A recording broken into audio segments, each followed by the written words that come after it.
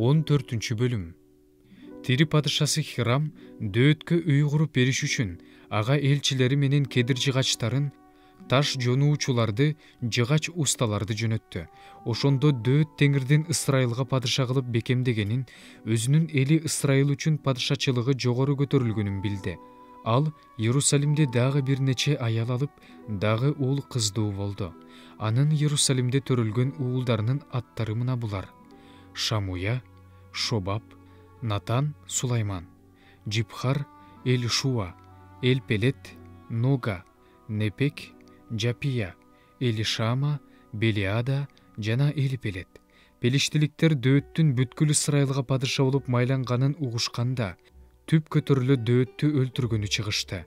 Дөөт муну укканда алар менен согушканы жөнөдү. Пелиштиликтер Репа уулдарынын өрөөнүнө келип жайланышышты. Дөөт Кудайдан пелиштиликтерге каршы барайынбы, аларды менин колума салып бересиңби деп сурады. Теңир ага: бар, мен аларды сенин колуңа салып берем деди. Алар Баал Ператсимге бет алышты. Дөөт аларды ошол жерде талкалады. Ошондо дөөт: Кудай менин душмандарымды менин колум менен суу жарып киргендей талкалады деди. Ошондуктан бул жерди Баал Ператсим деп аташты. Пелиштиликтер ошол жерге өз кудайларын таштай качышты. Дөөт буйрук берип, аларды өрттөтүп салды. Бирок пелиштиликтер кайрадан келип, өрөөнгө жайланышышты. Дөөт Кудайдан дагы сурады.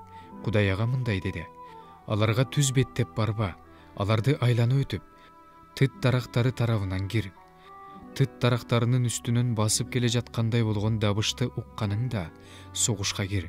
Анткени пелиштиликтердин кошуунун талкалаш үчүн Кудай өзү сенин алдыңда чыккан болот. Дөөт Кудай буйругандай кылды. Алар пелиштиликтердин кошуунун Гибондон Гезерге чейин кыйратышты. Ошондо дөөттүн ысымы бүт жер жүзүнө тарады. Теңир баардык элдерди дөөттөн корко тургандай кылды.